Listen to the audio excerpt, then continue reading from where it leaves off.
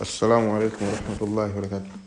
Leo tutakwenda kusoma kuhusiana na swala zima la ugonjwa wa kisukari kama ilivyokuwa ada yetu ya kipindi hichi, kujitahidi kufanya audio kwa fupi na zenye kueleweka, tusimchoshe msikilizaji na aweze kupata faida. Kwa hiyo tutaenda kuangalia katika sehemu tatu. Tutaangalia chanzo cha ugonjwa wa kisukari na dalili za kisukari. Kama muda utakuwa unaruhusu, tutagusa kidogo namna gani kisukari kinaweza kuwa kinatokea. Kwa hiyo tuanze na chanzo, vitu ambavyo vinapelekea mtu kupata kisukari, mambo yanayopelekea mtu kupata kisukari. Kwa tutaanza mambo 10 hapa, tusome kwa siku ya leo tuokoe muda. Jambo la kwanza ni unene kupita kiasi, unene, uzito, ubonge, kadi unavyoweza kuita. Ubonge nyanya, mtu anapokuwa mnene au anakuwa mzito kupita kiasi, mtu anapokuwa na kitambi, yuko kwenye mazingira ya hatari ya kuweza kupata ugonjwa wa kisukari. Lakini sababu ya pili ya kupata ugonjwa wa kisukari ni kurithi. Mtu anarithi kisukari kama magonjwa mengine yalivyokuwa ya kurithi kawaida, na kisukari kinarithika, mambo ya genetic ya vinasaba. Sababu namba 3 ni watu tunakuwa tuna tabia kufanya mazoezi. Kwa wale watu wote ambao wenzangu na mimi ambao mpende mazoezi, mko kwenye hatari ya kupata kisukari. Alafu pia na kazi zenu sio za mishughuliko, kwa maana kazi sio za mihangaiko. Kuna wengine hawafanyi mazoezi ila kazi zao ni mazoezi. Sasa kuna wengine hatufanye mazoezi afu kazi zetu pia sio mazoezi. Sasa tuko kwenye hatari kupata ugonjwa wa kisukari. Kwa hiyo kwa wale ambao hamfanyi mazoezi alafu pia kazi zetu sio mazoezi, tuko kwenye hatari kufanya kisukari. Lakini wengine wafanye mazoezi, kazi zao kulima, kukimbia, kucheza mpira, au ni sehemu ya mazoezi tosha au zaidi ya mazoezi yenyewe. Na sababu nyingine kupata ugonjwa wa kisukari ni namba 4 ni shinikizo la damu. Kwa watoto wana ugonjwa wa shinikizo la damu, magonjwa ya pressure, haya wanakuwa kwenye hatari ya kupata magonjwa ya kisukari. Sababu namba 5 ni msongo wa mawazo. Msongo wa mawazo ni kitu hatari, ni magonjwa ya kisaikolojia. Kuna msongo wa mawazo mtu anapata vidonda vya tumbo, kuna msongo wa mawazo mtu anaweza kuwa mnene, kuna msongo wa mawazo mtu anaweza kukonda, pia mpaka apata na kisukari, kwa sababu ni magonjwa ya kisaikolojia ambayo yanasababisha utendaji wa mwili kuwa hauendi sawa. Magonjwa ya kisaikolojia ni hatari. Ndio maana naambiwa katika matibabu ya udaktari asilimia kubwa pia matibabu mengine ni saikolojia. Mtu anapomwona daktari na kumsikiza pia ni sehemu ya matibabu. Kwa hiyo saikolojia ni kitu moja hatari sana. Hiyo ni sababu namba 5.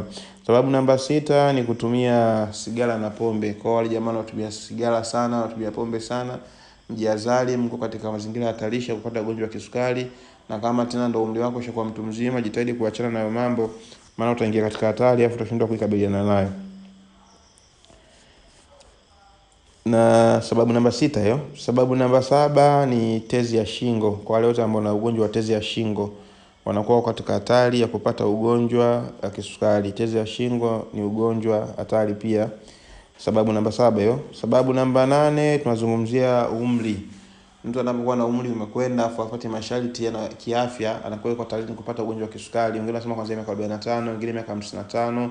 Lakini mtu anapokuwa mtu mzima ilikuwa hatarishi kupata ugonjwa wa kisukari. Na maana watu wa ugonjwa wa kisukari asilimia kubwa ni watu wazima kuliko vijana. Kwa hiyo tujihadhari, maana kwenye watu wazima mtu atakuwa afanye mazoezi, chakula azingatie, kachoka, ashiriki tena na kazi, kwa anakuwa kwenye hatari kabisa kupata ugonjwa wa kisukari. Sababu namba ngapi hiyo? Sababu namba 8. Sababu namba 9 ni kwa wamama. Kwa wakina mama wanajifungua watoto wote kwenye kuanzia kilo 4 wanakuwa na hatari kupata ugonjwa wa kisukari, na mara nyingi hiyo inakuwa igundulike mpaka pale mtoto atakapofikia takriban mwaka mmoja. Kwa kama unajifungua watoto kuanzia kilo 4 mara kwa mara, kwa unakuwa katika hatari ya kupata ugonjwa wa kisukari. Hiyo ni sababu namba 9. Na sababu namba 10 ni lifestyle na masuala ya lishe. Kwa hiyo hii ndio sababu yenye nguvu na inabeba sababu zote. Kwa kutokana kwa maisha jinsi tunaoishi na vyakula tunavyovitumia, ni mazingira hatari ya kupata ugonjwa wa kisukari. Kwa hiyo tuwe makini katika mifumo yetu ya vyakula, tule vyakula ambavyo kwa diet maalum inatakiwa mtu aweze kula, tusile ili mradi kwa sababu ni chakula tunatakiwa tutule. Kwa hiyo hii masuala ya chakula ndio yanasababisha mtu anakuwa bonge, yanasababisha mambo mengi ambayo tumeyataja hapa na magonjwa mengineo, ikiwa pamoja na ugonjwa huu wa kisukari, anaweza kupata ugonjwa wa kisukari. Kwa hizo ni sababu 10 au vyanzo 10 vinazopelekea mtu kupata ugonjwa wa kisukari. Kwa hiyo mtu anabidi avidhibiti na vifahamu na vifanyie kazi. Lakini tuangalie dalili zipi zinaweza kutubainisha kama mtu huyu ana ugonjwa wa kisukari. Dalili za kujitambua, kama uzifahamu uweze kujua tayari kuna viashiria kupata kisukari, ujiepushe na hizo dalili. Na kama tayari una ugonjwa wa kisukari, ili tuweze kujua namna gani tunaweza tukasaidiana kuhusiana na ugonjwa na uweze kurudi katika hali ya kawaida. Tutaanza kwenye dalili namba moja. Mtu ana ugonjwa wa kisukari, dalili namba moja anakuwa anapendelea kunywa maji mengi sana. Kwa kama unapendelea kunywa maji mengi sana kupita kiasi, maana mtu akinywa maji mengi sana kwa kawaida, yani anapenda kunywa maji sana labda ni lita 5. Sasa ukiona unashaanza kuzidi lita 5 kwa siku, alafu una kazi unaofanya inaeleweka, wazo kujua bisa dalili za ugonjwa wa kisukari, namba moja. Namba mbili ni kwenda haja ndogo mara kwa mara, kama unakwenda kukojoa. Kwa ukiona unakojoa mara kwa mara, unakojoa zaidi ya mara 10 kwa siku, mara 15, mara 20, mara 30, dalili ya kupata ugonjwa wa kisukari. Na dalili namba 3 ni kupungukiwa nguvu za kiume kwa mwanaume. Nguvu zinaisha kwa kupungukiwa, na pia na kuisha kabisa. Kupungukiwa na kuwa nafanya tendo la ndoa kwa shida, inafika kipindi uume usimami kabisa kwa mwanaume, lakini kwa mwanamke anakosa hamu ya tendo la ndoa. Hiyo ni dalili namba 3. Na dalili namba 4 ni kuchoka kwa haraka kila wakati. Mtu anakuwa anasikia mchovu, anachoka kwa haraka sana kila wakati. Kwa unajikuta wewe ni mchovu na mtu wa kuchoka pasa kufanya kazi au kufanya kazi kidogo na kuwa umechoka. Hiyo ni dalili namba 4. Na dalili namba 5 ni kujisikia njaa sana. Unakuwa mtu kusikia njaa na unakula sana. Unasikia njaa unakula sana. Unasikia njaa unakula sana, dalili ya kisukari. Ukiangalia ufanye kazi au limi ufanye jambo lolote, lakini jambo linakuandama, unasikia njaa afu unakula sana. Kwa ni miongoni mwa dalili ya kusikia ugonjwa wa kisukari. Kwa unakula kupita kiasi na njaa zikukauki.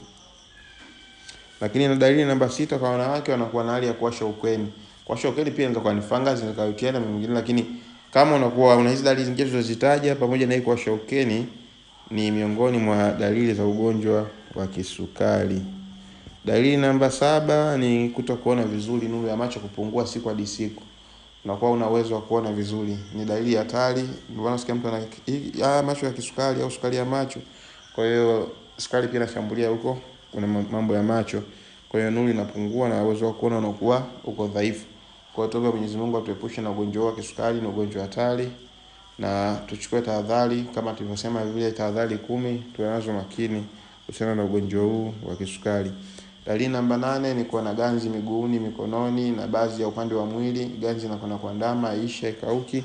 Kwa hiyo ganzi hii ni miongoni mwa dalili ya kisukari, dalili namba 8. Dalili namba 9 ni miguu kuoza. Nafikiri maarufu inaeleweka, mpaka watu wanakatwa miguu kutokana na ugonjwa wa kisukari. Na dalili namba 10 ni kukakamaa kwa ngozi. Kukakamaa au kukaukwa kwa ngozi. Naweza kusema kukakamaa au kukauka kwa ngozi. Hii ni dalili namba 10 ya ugonjwa wa kisukari. Na dalili namba 11 ni vidonda visivyopona. Unakuwa na vidonda au majeraha hayaponi kwa muda mrefu. Pia japo hata mtu mwenye HIV pia kama kinga yake iko dhaifu, anakuwa ana hiyo hali ya kutokupona kwa ugonjwa kwa muda mrefu. Kwa hiyo hata wewe pia kama una vidonda unaona siku zinakatika bila kupona, kwa unatakiwa ufike kituo cha afya uweze kujicheki afya yako. Na dalili namba 12 ni majipu mwilini. Majipu likitoka hapa linahamia hapa, likitoka hapa linahamia hapa, ni miongoni mwa dalili ya ugonjwa wa kisukari.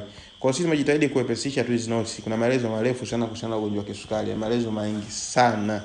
Kwa hiyo nimejitahidi kuzikatakata kwa wale wenzangu na mimi darasa la 2 au shule ya msingi tuweze kuelewana. Lakini kwa mambo mengine mazuri zaidi ya hapo, unatakiwa uingie hospitali, uende ukapime kwenda kuhakikisha kama una dalili au una ugonjwa wenyewe wa kisukari au la. Sasa kasumba iliyokuwepo ni kwamba watu wengi wana madai kuhusiana na madai yao, wanasema ugonjwa wa kisukari hauna tiba na mtu haponi. Ndio jamii kwa hivyo wanasema ugonjwa wa kisukari hauna tiba na mtu haponi. Na madai hayo leo nitayafafanua hapa. Madai hayo yanakuja kutokana na maelezo yafuatayo. Kwa wanaosema hivyo, sababu yao ya kwanza ni kwamba ukisikia mtu anaelezea ugonjwa wa kisukari, mara nyingi utakuta anasema ya kwamba ugonjwa wa kisukari ni ugonjwa unaohusiana na kongosho. Ndio, ni kweli, lakini anasema mpaka mtu anapata ugonjwa wa kisukari kwa maana yake kongosho imefeli. Kwa maana ya kufeli, imeshindwa kufanya kazi, na kama imeshindwa kufanya kazi maana yake imekufa. Kwa hiyo anakuwa na malengo kama hayo. Kwa sababu kongosho imefeli au imeshindwa kufanya kazi au imekufa, kwa hiyo inamaanisha ili mradi sukari mtu apone kisukari inabidi apate kongosho. Sasa swali, je, dawa yako inaenda kutengeneza kongosho au dawa yako wewe ni kongosho? Kwa ndio maana watu wengi wakasema dawa ya kisukari hakuna, kwa sababu ni tatizo ambalo linasababisha kuua kwa kongosho. Kwa matibabu yake ni kupatikana kwa kongosho nyingine. Kwa madai ya watu ndio wanasema hivyo. Hayo ni madai ya kwanza. Lakini katika madai hayo wanakuwa na ushahidi kama ufuatao, ushahidi wa aina mbili. Ushahidi wa kwanza ni kwamba wenyewe kuna ndugu, jamaa, marafiki tayari washakufa kutokana na ugonjwa wa kisukari. Mjomba, baba, kaka, shangazi, bibi amekufa kutokana na ugonjwa wa kisukari. Kwa hiyo kisukari muda mrefu mpaka kafa. Swali anauliza, je, kwa hiyo bibi, baba, shangazi, mjomba wakupata ugonjwa wa kisukari? Anauliza swali. Lakini sababu ya pili anasema, mimi mwenyewe naongea na wewe hapa na ugonjwa wa kisukari, na huu mwaka wa 20 nishatumia dawa za Kiswahili, za Kihindi, za Kichina, mitishamba, virutubisho, mimea tiba, lakini sijapona kisukari. Sasa umeona madai kama haya, kwa mpaka mtu imefika kipindi ameamini kama ugonjwa wa kisukari umekuwa hauna tiba. Nafikiri mmenielewa hapo sana maelezo haya. Nafikiri nimeeleweka vizuri. Sasa mara nyingi ugonjwa umeonekana una tiba kwa sababu kwanza ufahamu wake sio sahihi kama ufahamu waliosema. Waliosema ni ufahamu huo ni wa kwanza ndio, lakini maelezo ya kisukari, unapozungumzia maelezo kama haya yafuatayo sasa ndio naelezea kisukari. Sasa unapozungumzia ugonjwa wa kisukari, tunazungumzia kwanza ni ile hali ya kuzidi kwa sukari katika damu, na sukari hiyo inakuwa ni nyingi kupita kiasi, ni kitu ambacho kinapelekea mtu kuwa na ugonjwa wa kisukari. Kile kitendo cha kuzidi ile sukari katika damu kinapelekea mtu kuonekana na ugonjwa wa kisukari. Hiyo ni sentensi ya kwanza. Tuelewane. Lakini sentensi ya pili inasema kwamba kitendo cha kongosho kushindwa kufanya kazi, kwa kumaanisha kongosho imekufa, pia inapelekea mtu kupata ugonjwa wa kisukari. Kongosho kushindwa kufanya kazi inapelekea kupata ugonjwa wa kisukari kwa sababu kongosho kushindwa kufanya kazi, ima sukari inaweza kazidi, mtu anakuwa na sukari ya kupanda. Kwa kongosho imekuwa ifanye kazi. Sasa watu wengi wanatumia msimamo huu. Msimamo wa kwanza pia wameuacha. Lakini katika msimamo wa pili, kuna msimamo wa tatu unasema ni kitendo cha kongosho kufanya kazi lakini kuzalisha insulini ndogo. Msimamo wa kwanza ni kitendo cha kongosho kushindwa kufanya kazi, kwa hiyo kongosho haizalishi insulini. Msimamo wa pili. Lakini msimamo wa tatu ni kongosho inafanya kazi, inazalisha insulini lakini insulini ndogo. Sio hapo ndio nimeeleweka. Msimamo wa kwanza ni kitendo cha sukari kuzidi katika damu. Yaani sukari kwa nyingi katika damu kuliko kawaida, moja. Lakini mbili ni kwamba kitendo cha kongosho kushindwa kufanya kazi, kwa maana ya kwamba kongosho hiyo haizalishi insulini. Huo ni msimamo wa pili. Lakini msimamo wa tatu ni kitendo cha kongosho kuzalisha insulini ndogo ambayo itoshelezi katika mahitaji ya sukari. Haitoshelezi katika mahitaji ya mwili katika kubalance nini? Sukari. Nafikiri hapo nitakuwa nimeeleweka vizuri. Hiyo ni msimamo wa pili. Ni msimamo wa tatu. Lakini na msimamo wa nne unasema kwamba ni kitendo cha mwili kushindwa kuitumia insulini. Sasa tunapozungumzia kisukari tunazungumzia mapito ya aina nne. Kuzidiwa kwa sukari kuzidi mwilini katika damu, moja. Lakini mbili, kongosho kushindwa kuzalisha insulini kwa maana ya kufa, mbili. Lakini tatu, kongosho kufanya kazi kuzalisha insulini kidogo, tatu. Lakini nne ni mwili wenyewe kushindwa kutumia insulini. Mwili kushindwa kutumia vichocheo kama hiyo insulini. Kwa hiyo mtu anapozuia mgonjwa wa kisukari, sio kila mgonjwa wa kisukari jamani kongosho yake imekufa, hapana. Kuna wengine wagonjwa wa kisukari mwili ndio hutumia insulini. Kongosho inafanya kazi, inazalisha insulini, lakini mwili wenyewe ndio upokee au kubali kutumia insulini. Hapo kuna maelezo marefu, lakini kwa muda nitafinya sitoelezea. Lakini na kuna mgonjwa mwingine wa kisukari kongosho yake ni nzima, lakini inazalisha kiwango kidogo cha nini? Inazalisha kiwango kidogo cha insulini.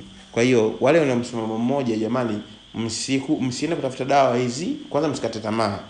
Kwa sababu utegemeana na sukari yako iko kutokana na stage gani. Stage hizi kwa maana kuna sukari ya kupanda na kushuka. Na stage ya sukari ya kupanda na kushuka kutokana na hizi sifa nilizozitaja hizi nne. Kwa kulingana na hizi sifa nne matibabu yanakuwa yako tofauti.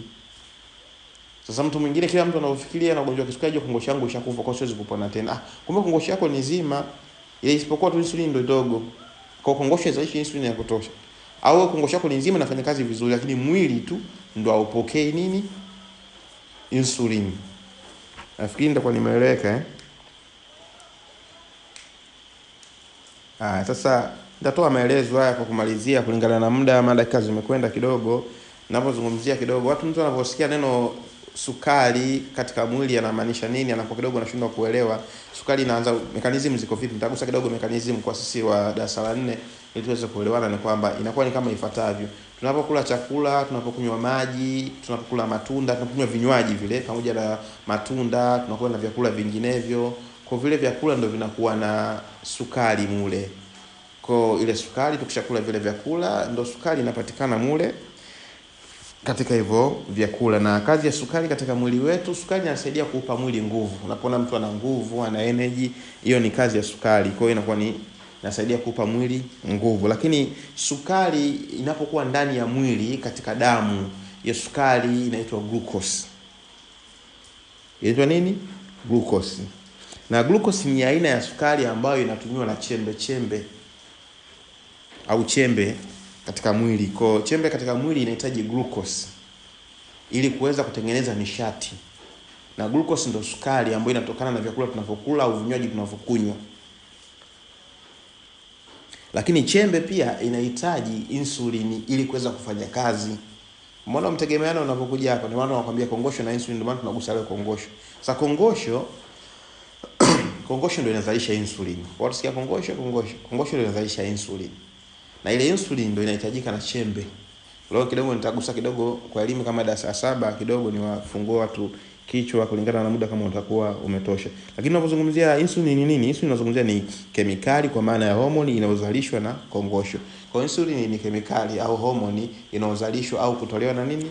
Na kongosho. Sasa je, kuna uhusiano gani baina ya kongosho, insulin, chembe, ugonjwa wenyewe wa kisukari, mara nishati inakuwa iko vipi? Wewe nyambo hapa kumalizia muda, maana muda kidogo unatukimbia, unatupa mkono. Maelezo ni kama yafuatavyo, ni kwamba kwa mtu yote anapokula chakula na maji, kile chakula na maji umeng'enywa kwa maana uvunjwa. Kwa chakula kicha meng'enywa uvunjwa yanafuatikia matukio ni kama 3 au 4 kama yafuatayo. Kwa matukio ya kwanza linafanyika ni kama lifuatavyo. Tukio la kwanza ni glucose inaingia kwenye damu. Kwa glucose inachukuliwa kwenye kile chakula inapelekwa kwenye damu. Kwa glucose ikishaingia kwenye damu, kongosho inatengeneza insulin. Ikishatengeneza insulin, kongosho inaiachia insulin.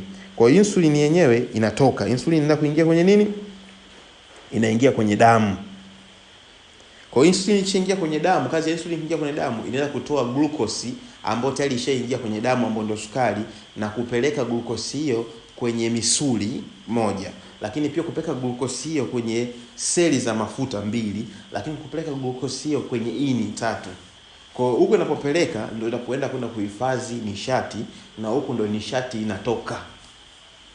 Kwa nishati inatoka kwenye misuli, seli za mafuta na kwenye ini. Huko ndio nishati inatoka, ndio inaenda kufuliwa huko. Sasa unaposikia sasa mtu ana ugonjwa wa kisukari, kwa inamaanisha ya kwamba nishati kule haipelekwi. Kwa ile sukari inabaki kwenye damu. Kwa hiyo insulin inakuwa haitoi sukari mule kwenye damu kupeleka huku sehemu inapotakiwa. Kwa sukari inazidi kwenye damu. Kwa sukari ikizidi kwenye damu ndio tunapata definition ya kwanza, kitendo cha damu kuwa na sukari au kuzidiwa, au damu kuzidiwa na sukari nyingi. Ushanifahamu mpaka hapo? Au kongosho inazalisha insulin lakini ni ndogo. Kongosho inazalisha insulin lakini ni ndogo. Afu hiyo insulin inakuwa haitoshelezi kuweza kutoa glucose kwenye damu na kupeleka katika sehemu zinazotakiwa katika kufua nishati. Au sijui hapo tutakuwa tumeelewana? Maana somo kidogo hapo tutakuwa tumeelewana. Lakini mapito ya kumalizia tena inakuwa au mwili wenyewe unakataa kupokea insulin. Kongosho unatoa insulin vizuri, ili madi hiyo insulin madi kwende ingia kwenye damu. Kwa mwili unashindwa kupokea insulin. Nafikiri hapo ndio nimeeleweka. Kwa ndio maana unatokea mtu anapata sukari ya kupanda, au sukari ya kushuka. Kwa sababu insulin ndio inaenda kuregulate kiwango cha sukari, ima kuna kupandisha au kushusha baada ya kuwa imetolewa na nini? Na kongosho. Kwa inapokuwa kuna interafu katika ile jambo, kwa inakuwa ile ufanisi unakuwa upo sawa. Kama kongosho itakuwa imeshatoa insulin, afu mwili usipotumia insulin, kwa kile kitendo cha kubalance kupandisha au kushusha kinakuwa hakipo. Na insulin ikitolewa ndogo, ule uwezekano wa kubalance kupandisha au kushusha unakuwa hakupo. Insulin isipotolewa kabisa inakuwa ndio hatari kabisa. Na tena damu ikishazidiwa na sukari ndio inakuwa nzito na inaelekea kuganda. Ndio maana mtu anakuwa anatumia vidonge vinasaidia kuyeyusha sukari iliyokuwepo katika damu ili kuweza kusaidia damu isiweze kuganda. Nafikiri hapo nitakuwa nimeeleweka vizuri kwa wale ambao wamenifuatilia vizuri na kunielewa vizuri. Na tumesema kwamba nguvu hiyo au nishati inapatikana katika misuli na inapatikana katika seli za mafuta pamoja na ini. Sasa kuna mambo hapa tuweke sawa. Haina maana kwamba mtu kula vyakula vya kisukari ndio kuweza kupata ugonjwa wa kisukari. Hapana. Mambo tumeyataja yale mambo 10. Kwa hiyo haimaanishi kwamba mtu aweze akatumia vitu vya chakula kisukari, vitu vya sukari ndio akapata ugonjwa wa kisukari. Na watu wanatumia asali. Unasikia asali asali ya sukari yake original, lakini tunazungumzia vitu vya kisukari, hatujazungumzia vitu vya kisukari fake na original. Kwa hiyo ni ufahamu tofauti ambao watu wako nao kuhusiana na magonjwa ya kisukari, kwa inabidi wafahamu na waweze kuelewa. Sasa leo mimi nitaenda kufundisha kitu kimoja cha ajabu, nafikiri ni kitu kizuri, kitawasaidia watu wengi au Watanzania wengi au kwa watu wengi wataonisikiliza kuhusiana na hii clip, itawasaidia sana sana sana sana. Kuna daktari mmoja anaitwa Dr. Sanga Sanga, ni mtaalamu wa tiba asilia, na mke wake alibainika kuwa na ugonjwa wa kisukari, na kwa dalili zote hizo alikuwa nazo, sio zote isipokuwa nyingi alikuwa nazo, kama ya ukungu wa macho na nyinginezo, na alikwenda hospitali akapimwa akaonekana na kisukari, lakini akashauriwa na mzee mmoja, mzee wa shamba, atumie majani ya kunde. Majani ya kunde, majani ya kunde ni majani maarufu kama mboga, wanatumia watu wengi na yanawasaidia katika kama mboga, lakini hawajui kama ni dawa. Lakini alielekezwa namna ya kutumia haya majani. Kwa aliambiwa anatumia kama ifuatavyo. Alikuwa anaambiwa atumie kama fungu la mboga pasi ya kupika. Kwa alikuwa anakula majani mabichi pamoja labda na ugali na chakula chake alichoandaa, anakula yale majani mabichi. Kwa unakuwa na mboga yako kidogo, lakini yale unakula majani mabichi unayatafuna. Wengine wanakuambia sasa majani mabichi kama mbuzi. Sasa unakula milungi na kwa vipi? Kwa hiyo unakuwa unala hivyo majani mabichi. Kwa katumia ndani ya muda fulani, sina kumbukumbu katika idadi ya muda aliotumia, lakini sio muda mrefu, na kwa uwezo wa Allah ikajalia swala zima la kisukari kwake imekuwa historia. Sasa hivi ni mzima, anatumia kila kitu. Sasa mimi nitaelekeza namna gani ya kutumia haya majani kwa programu nzuri, ili mradi wao wanasikiliza au usahau kabisa kuhusiana na swala la ugonjwa wa kisukari kwa stage ya kwanza. Kwa mfano, chukua majani yako ya hayo ya kunde, majani ya kunde, chukua fungu la kutosha, tia kwenye blender. Chukua maji glasi moja, tia kwenye blender, saga vizuri, utapata juisi ya majani ya kunde ile pale. Chuje vizuri juisi yako, upata glasi moja. Kwa utakiwa kunywa glasi moja kutoa mara 3, kunywa glasi moja asubuhi, kunywa glasi moja mchana, kunywa glasi moja jioni. Fanya hivyo ndani ya muda wa mwezi mzima. Alafu pia endelea na programu hii kama aliyoelekeza Dr. Sanga Sanga. Wewe unakuwa unatumia hayo majani ya kunde kwa kula kama mboga. Kama ukiona unakula kawaida yanakupata taabu, unaweza kuwa unakula na karanga mbichi zile, au karanga za kusaga unakula, au kitu gani kingine ambao kwa haraka na kimbika unaweza ukakitumia kula nacho. Sioni ninachokumbuka kwa haraka, lakini karanga ndio nakumbuka ni kitu kizuri ambacho ninatumiaga pia kulia karanga au majani ya kunde. Kwa hiyo yanasaidia sana kuhusiana na ugonjwa huu wa kisukari. Kwa hiyo ni program ya kwanza ambayo nimeelekeza kwa watu wana ugonjwa wa kisukari, alafu wako dhaifu hali, hawana pesa. Kwa hiyo tumieni hiyo njia, alafu ndani ya mwezi mmoja mtupe matokeo, mtuambie ni kitu gani. Kwa sababu watu wengi wanapenda kuwa watu wa hamasa, na kushauri endelea kutumia injection kama kawaida, na kushauri endelea kutumia vidonge na programu iliyoelekezwa na hospitali husika kuhusiana na tatizo lako la kisukari, endelea kutumia huku ukiendelea kutumia programu niliyokuelekeza mimi. Lakini utaanza kuona mabadiliko ya mwili wako kuwa mwili mwepesi na dalili nyingine za kisukari kuondoka. Itapofika ndani ya mwezi mmoja, nenda kapime. Au kama wewe, kwa wale wengine ambao sasa washaendelea na vipimo nyumbani, pima kila baada ya siku 3. Kila baada ya siku 3 pima sukari yako. Kila baada ya siku 3 pima sukari yako. Utaniambia kwa kile utachokuwa umekiona. Hiyo ni habari nzuri kwa upande wako. Lakini kwa kumaliza kwamba sisi tumeandaa program na supplement au lishe maalum ya kisukari, ambao kwa sisi tuna imani inaweza kutibu na kuonyesha tatizo la kisukari kabisa kwa uwezo wa Allah bila shida yoyote. Lakini kwa hiyo kuamini inakuwa ni vigumu. Kwa kuweza kuamini unatakiwa utumie ndio uweze kuamini, kwa sababu ushatumia dawa nyingi za kisukari hafuja kusaidia, ushapoteza pesa. Na mimi siwezi kutumia nguvu kubwa kuweza kuhamasisha na kuelekeza, kwa sababu najua ni kiasi gani ushapoteza pesa na ushapoteza wale unaowapenda unawafahamu kuhusiana na ugonjwa wa kisukari. Lakini sisi tuna imani ugonjwa wa kisukari unapona na mtu anarudi katika hali ya kawaida, na unaweza kuanza kula vyakula vya kisukari kawaida kama kawaida. Na kwa programu yetu sisi ndani ya mwezi mmoja unakuwa una uwezo kula chakula cha kisukari taratibu, unaanza bila shida yoyote.